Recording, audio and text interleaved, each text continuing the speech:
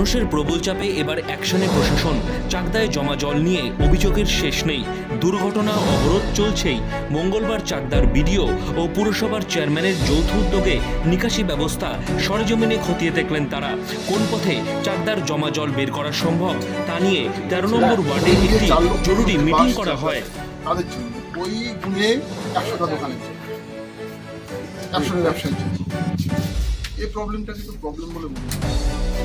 আমরা কিছুটা জল আমরা ক্লিয়ার করতে পারি। এইমাত্র যেটা আলোচনা করলে একটু উদ্যোগ দিয়েছি যাতে দুপাশের যেটা ড্রেন এক্সিস্টিং, একদিকে ড্রেন আছে, অবশ্য দুপাশে নেই, একদিকে ড্রেন আছে, সেই ড্রেনটাকে পরিষ্কার করে, আর এই যে ড্রেনটা যেটা এখান দিয়ে ঢুকছে হেরের খালের সঙ্গে কানেক্টিং যে ড্রেনটা, ওটাকেও কিছুটা পরিষ্কার করে যাতে কিছুটা জল আউট, কিন্তু পুরো জল এখান দিয়ে যাবে না। কারণ হচ্ছে ড্রেনের লেভেল ফেভেলগুলো তো বললাম এনএইচের দিকে ছিল লেভেল, জল পুরোটা যাবে না। আর এই ড্রেনটা অনেক সরু আছে, এই ড্রেনের ক্যাপাসিটি ঠিক নেই, কারণ এই দিক দিয়ে জল যাওয়ার তো পরিকল্পনা ছিল না, জলটা আগে যেত এনএইচের ওখানে।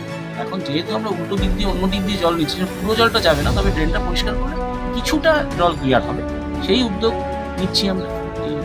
2 কিলোমিটার পৌরসভার উপর দিয়ে এই জলটা আসবে, 10 একর উপায় নেই। তো সেখানে ইনফ্রাস্ট্রাকচারটাও তৈরি করতেই হবে। সাময়িক টেম্পোরারিভাবে হয়তো কিছু জল এখানে গেল, সেটা আমরা অ্যালাউ করব, কিন্তু পার্মানেন্টলি করতে গেলে তো এই ড্রেনগুলো পুরো নতুন করে তৈরি করতে হবে, যে অবস্থা হয়ে আছে। এই জন্য যে বাজেট আমরা আগেই বলে দিয়েছি যে ফান্ডিং কিন্তু আমাদের নেই, এটা পঞ্চায়েত যেখান থেকে ম্যানেজ করবে। এখন দেখার প্রশাসনের এই উদ্যোগের কোনো ফল আদৌ মেলে কিনা। News 360 degree.